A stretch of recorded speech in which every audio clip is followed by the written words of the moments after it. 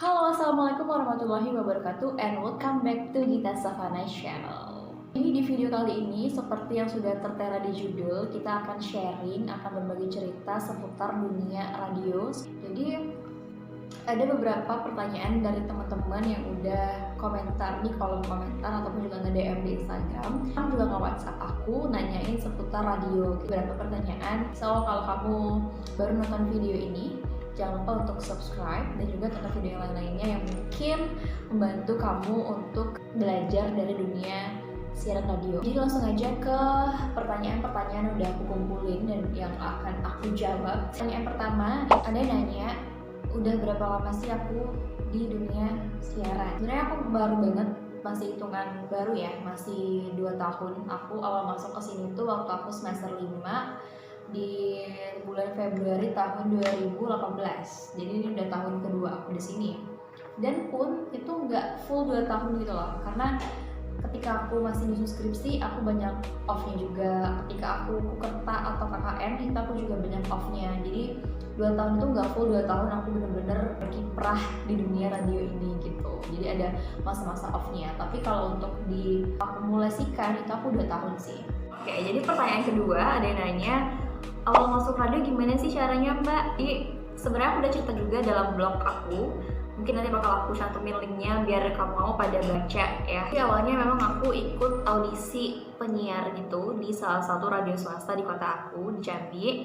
Dan dari puluhan orang yang ikut daftar itu dipilihlah 9 orang untuk ikut training jadi announcer, termasuknya aku. Itu awal mulanya aku terjun ke dunia radio itu karena emang aku yang cari sendiri, aku yang bener-bener cari-cari info, ada nggak sih lowongan. Oke, terus pertanyaan, ini mau pertanyaan sih, tapi ini kayak komentar ketiga gitu ya. Dia pengen jadi penyiar radio, cuman suaranya dia kurang bagus, katanya sih kayak gitu.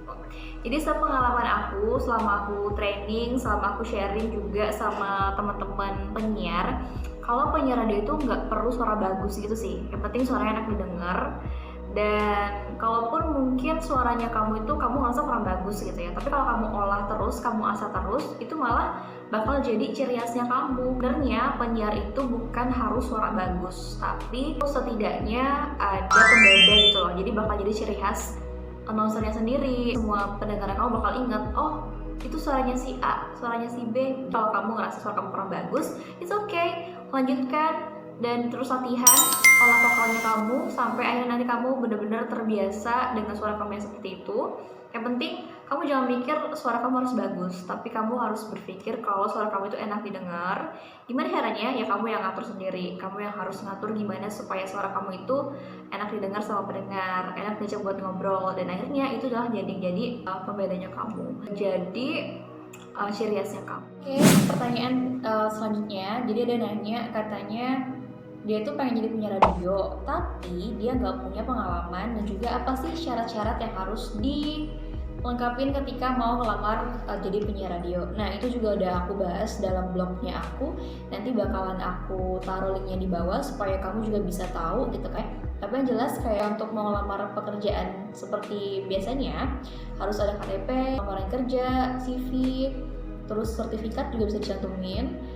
Dan yang paling penting itu rekaman suara, karena seperti aku bilang, penyiar radio itu akan menjual suara. Jadi tempat kamu ngelamar harus tahu dong gimana karakter suaranya kamu, gimana kamu ketika lagi berbicara, gimana ketika kamu lagi membawakan program siaran. Oke, selanjutnya ada juga yang nanya untuk menghilangkan rasa nervous ketika lagi live itu gimana sih? Nah ini sebenarnya juga banget ngalamin yang namanya nervous bahkan sampai dengan sekarang, apalagi kalau misalnya lagi siaran ada narasumbernya gitu loh atau lagi interaktif, itu pasti bakal nervous banget. Dan itu aku pikir manusiawi ya, karena semua orang bakal ngerasain yang namanya nervous. Tapi untuk mensiasati itu kamu bisa banget untuk, kalau aku nih ya, aku pasti tarik nafas dalam-dalam, terus aku relaksin diri aku dulu, baru aku bisa untuk bercengkrama dengan orang gitu loh. Intinya sih kalau menurut aku kita harus relax. Nah gimana biar relax? Ya kita sering-sering untuk siaran, kita sering-sering untuk baca buku, untuk baca referensi yang bisa membuat kita itu kaya akan kata-kata. Jadi ketika kita lagi blank mau siaran, mau ngomong apa, itu kita langsung ada secercah ilham gitu loh untuk kita ngomong. Intinya sih kalau lagi nervous, kalau menurut aku ya itu harus dibikin relax, pikir yang baik-baik, jangan pikir yang jelek-jelek, jangan pikir yang bikin kamu malah down. Jadi kamu harus juga menyemangati diri kamu sendiri. Pokoknya sih kalau menurut aku intinya kamu harus anggap mikrofon ini, harus anggap sebagai temennya kamu gitu loh. Jadi kamu bisa meluapkan apapun dengan dia. Kalau kamu punya sahabat, kamu pasti bakalan biasa aja kan untuk berekspresi. Nah, seperti itu ketika kamu lagi siaran, kamu juga harus bisa menganggap ini tuh sebagai sahabatnya kamu, pacarnya kamu.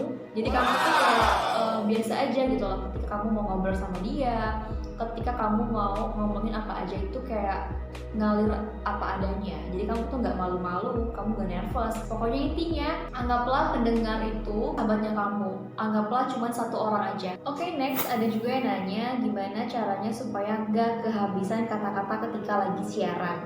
Nah, kalau ini sebenarnya balik lagi gimana cara kita untuk bisa banyak-banyak baca gitu ya, banyak-banyak dengerin siaran juga, banyak-banyak ngobrol sama orang, banyak-banyak baca buku, baca artikel, supaya nantinya itu kita selalu mendapatkan ide gitu loh untuk bisa ngomong di depan mikrofon. Jadi gak bakal ngeblank, sekalipun kamu ngeblank, kamu langsung bisa ngeles gitu loh, karena penyiar itu harus pintar banget ngeles. Jadi aplikasikanlah ilmu untuk mengelesnya kamu itu dalam siaran radio. Ini pertanyaan yang juga banyak banget ditanya sama teman-teman, bukan cuma sama teman-teman online, tapi juga teman-teman aku yang sering ketemu sama aku di dunia nyata gitu ya. Berapa sih Git gaji penyiar radio gitu? Nah, sebenarnya untuk gaji penyiar radio itu masing-masing daerah pasti beda.